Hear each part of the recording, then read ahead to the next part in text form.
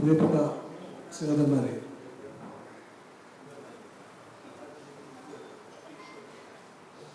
കേരളത്തിലെ പോളിംഗിന് കഷ്ടിച്ച് 25 ദിവസം ബാക്കി നിൽക്കെ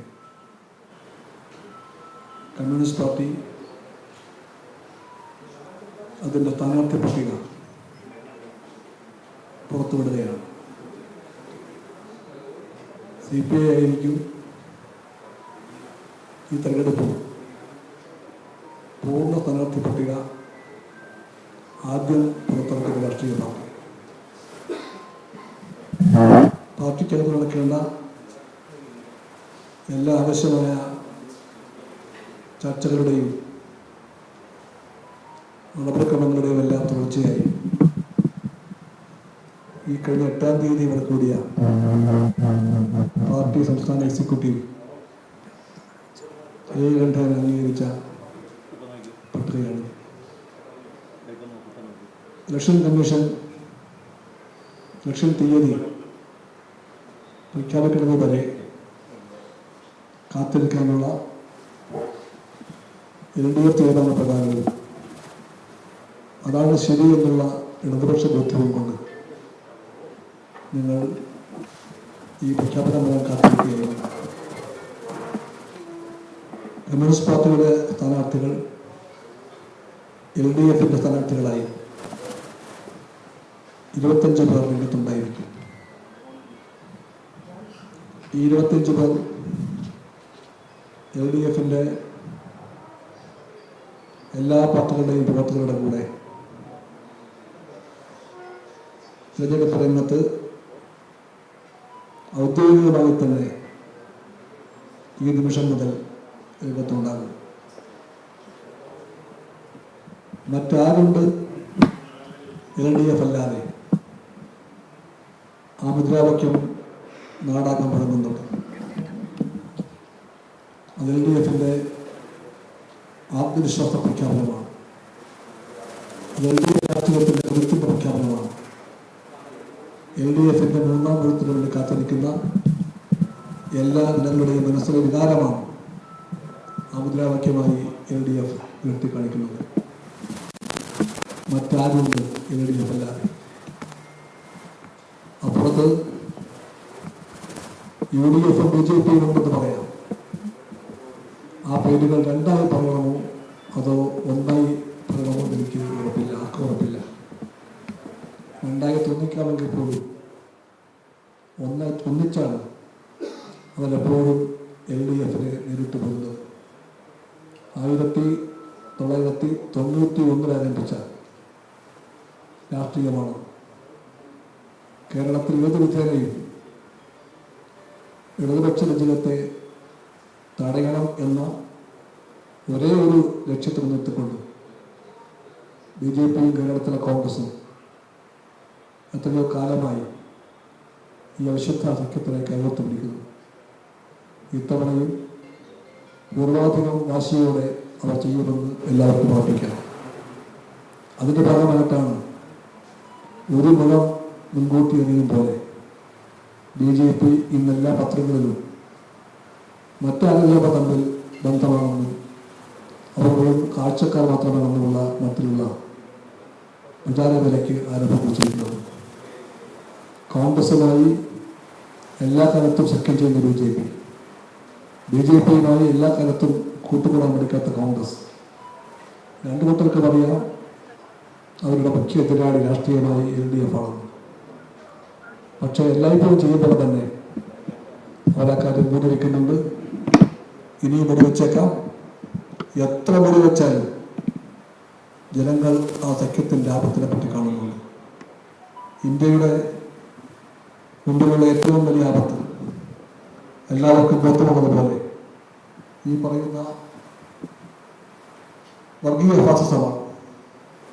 ആ വർഗീയ ഫാസിസത്തിൻ്റെ മുഖമാണ് BJP എന്ന് ഉള്ള കാര്യം മറന്നുകൊണ്ടാണ് കേരളത്തിൽ കോൺഗ്രസ് ആ BJPയുമായി സഖ്യം ചെയ്യുന്നത്.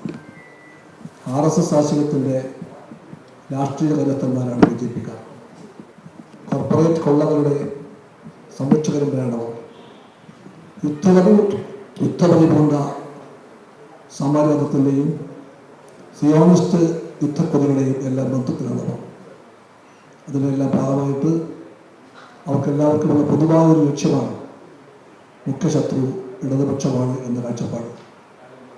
ആ കാഴ്ചപ്പാട് ലോക രാഷ്ട്രീയത്തിൽ അമേരിക്ക നയിക്കുന്ന സാമ്രാജ്യത്തിന് എല്ലാ കാലത്തും ഉള്ള രാഷ്ട്രീയമാണ്. മുഖ്യശത്രു ഇടതുപക്ഷമാണ്. ലോകവ്യാപകമായി തന്നെ സാമ്രാജ്യവാദികൾക്കും ഫാസിസ്റ്റുകൾക്കും കമ്മ്യൂണിസ്റ്റുകാരും ഇടതുപക്ഷക്കാരും ഒന്നാം നമ്പർ ശത്രുക്കളാണ്. ദേശീയ തലത്തിലാണെങ്കിൽ RSSന്റെ ഫാസിസ്റ്റ് രാഷ്ട്രീയം, അതിൻ്റെ രാഷ്ട്രീയമായ BJP, അവർക്കും മുഖ്യ എതിരാളി ഇടതുപക്ഷമാണ്, കമ്മ്യൂണിസ്റ്റുകാരാണ്. കേരളത്തിലെ കോൺഗ്രസ് എന്നേ ഗാന്ധി നെഹ്റു പോലുകളെല്ലാം മറന്നവർ, മഹാത്മാഗാന്ധി നെഹ്റുവിനെയും ഒരിക്കലും ഓർക്കാത്തവർ, അവർക്കും മുഖ്യ എതിരാളി ഇവരുടെ ഇടതുപക്ഷമാണ്. അതുകൊണ്ട് ഈ അന്ധമായിട്ടുള്ള ഇടതുപക്ഷ വിരോധത്തിൻ്റെ അടിത്തറവിൽ നിന്നുകൊണ്ട് സാമ്രാജ്യവാദത്തിൻ്റെ രാഷ്ട്രീയവും RSSന്റെയും BJPയുടെയും ഫാസിസ്റ്റ് രാഷ്ട്രീയവും കോൺഗ്രസ്സുകളുടെ ഗാന്ധി നെഹ്റു മൂല്യങ്ങളെ മറന്ന പിന്തുണപ്പിൻ രാഷ്ട്രീയവും കൈകോർത്ത് പിടിച്ചുകൊണ്ട് ഞങ്ങളെ ചെറുക്കുമെന്ന് നിനക്കറിയാം. അതിനെല്ലാം അതിജീവിച്ചുകൊണ്ട് രാഷ്ട്രീയമായി പോരാടി രാഷ്ട്രീയമായി വിജയിക്കും എന്ന ഉറപ്പോടുകൂടി തന്നെയാണ് ഞങ്ങൾ LDF ആ മുദ്രാവാക്യം ആവർത്തിക്കുന്നത്. മറ്റാരുണ്ട് LDF അല്ലാതെ എന്ന ആ ചോദ്യത്തിൻ്റെ സ്ഥാനാർത്ഥികളായി, അതിൻ്റെ ഭടന്മാരായും പടയാളികളുമായും നിങ്ങൾക്ക് മുമ്പിൽ അണിനടക്കാൻ പോകുന്ന 140 മണ്ഡലങ്ങളിലെയും LDF സ്ഥാനാർത്ഥിപ്പെടുകയും കമ്മ്യൂണിസ്റ്റ് പാർട്ടിയുടെ 25 പേർ ഇവരായിരിക്കും. ഞങ്ങൾ വായിക്കുന്നു, വടക്കുന്നു ഇങ്ങോട്ടാണ്. കാഞ്ഞങ്ങാട് അഡ്വക്കേറ്റ് സഖാവ് ഗോവിന്ദൻ പള്ളിക്കാപ്പി. നാദാപുരം അഡ്വക്കേറ്റ് സഖാവ് P. വസന്തം. തിരുവരങ്ങാടി സഖാവ് അജിത് കൊളാടി. മഞ്ചേരി മുസ്തഫ VM, അദ്ദേഹം സ്വതന്ത്രനായിട്ട് മത്സരിക്കും LDF പിന്തുണയോടുകൂടി. യാറനാട് അഡ്വക്കേറ്റ് സഖാവ് ഷഫീർ കിഴിശ്ശേരി. പട്ടാമ്പി സഖാവ് മുഹമ്മദ് മൊഹസീൻ. മണ്ണാർക്കാട് സഖാവ് മൻസിൽ അബൂബക്കർ. തൃശ്ശൂർ സഖാവ് ആലങ്കോട് ലീലാകൃഷ്ണൻ. ഒല്ലൂർ അഡ്വക്കേറ്റ് സഖാവ് രാജൻ. നാട്ടിക സഖാവ് ഗീത ഗോപി. കയ്പമംഗലം സഖാവ് KK വത്സരാജ്. കൊടുങ്ങല്ലൂർ സഖാവ് VR സുനിൽകുമാർ. പറവൂർ സഖാവ് UT ടേസൻ മാസ്റ്റർ. മൂവാറ്റുപുഴ സഖാവ് N അരുൺ. ചേർത്തല സഖാവ് P. പ്രസാദ്. ഹരിപ്പാട് സഖാവ് TT ജിസ്മോൻ. വൈക്കം സഖാവ് P. പ്രദീപ്. പീരുമേട് സഖാവ് K. സലീംകുമാർ. അടൂർ സഖാവ് പ്രജി ശശിധരൻ, G. കണ്ണൻ എന്നും വിളിക്കപ്പെടും.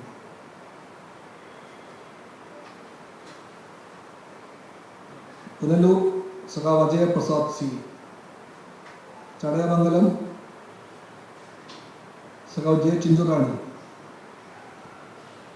കരുനാഗപ്പള്ളി അഡ്വക്കേറ്റ് MS താര. ചാത്തന്നൂർ അഡ്വക്കേറ്റ് സഖാവ് R. രാജേന്ദ്രൻ. നെടുമങ്ങാട് അഡ്വക്കേറ്റ് സഖാവ് GR അനിൽ. ചെറിയൻകീഴ് സഖാവ് മനോജ് B. ഇളവന. ഇതാണ് 25 CPA സ്ഥാനാർത്ഥി.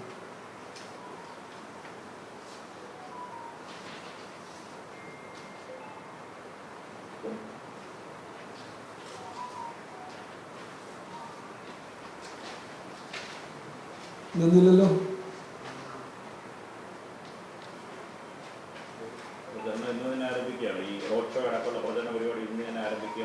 മിക്ക സ്ഥലത്തും ഇന്ന് ആരംഭിക്കും. ചിലയിടത്ത് ചില പ്രാക്ടിക്കലായ കാരണങ്ങളാൽ നാളെ ആയിരിക്കും.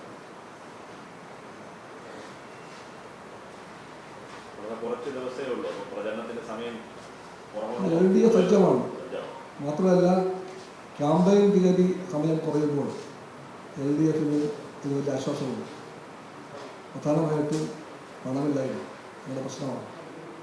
വാരിക്കോരി എറിയാൻ പണമില്ല LDFന്. നിങ്ങൾക്കായി ആരും ചീത്തപ്പണം കരുതി വയ്ക്കുന്നില്ല. അതുകൊണ്ട് എത്രയും ചുരുങ്ങിയ ദിവസം പണം ചെലവഴിച്ചാൽ അത് അത്രയും സന്തോഷമുണ്ടാകും നിങ്ങൾക്ക് LDFക്കാർ. രണ്ടാമത്തേത് കഠിനമായ ചൂടാണ്. ഈ ചൂടത്ത് വേണം LDF പ്രവർത്തകന്മാരും എല്ലാ രാഷ്ട്രീയ പ്രവർത്തകന്മാരും ക്യാമ്പയിനിലേക്ക് ഇറങ്ങിത്തിരിക്കാനും വീടുകളാന്തരം പോകാനും വോട്ടർമാരെ കാണാനുമില്ല.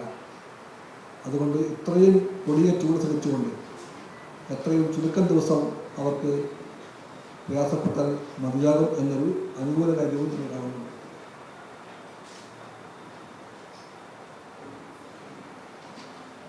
ഇലക്ഷൻ കമ്മീഷനോട് കമ്മ്യൂണിസ്റ്റ് പാർട്ടിയും LDF ആവശ്യപ്പെടുന്നു. ഈ തെരഞ്ഞെടുപ്പ് നീതിപൂർവകമാകണം. ഈ തെരഞ്ഞെടുപ്പ് സ്വതന്ത്രമാകണം.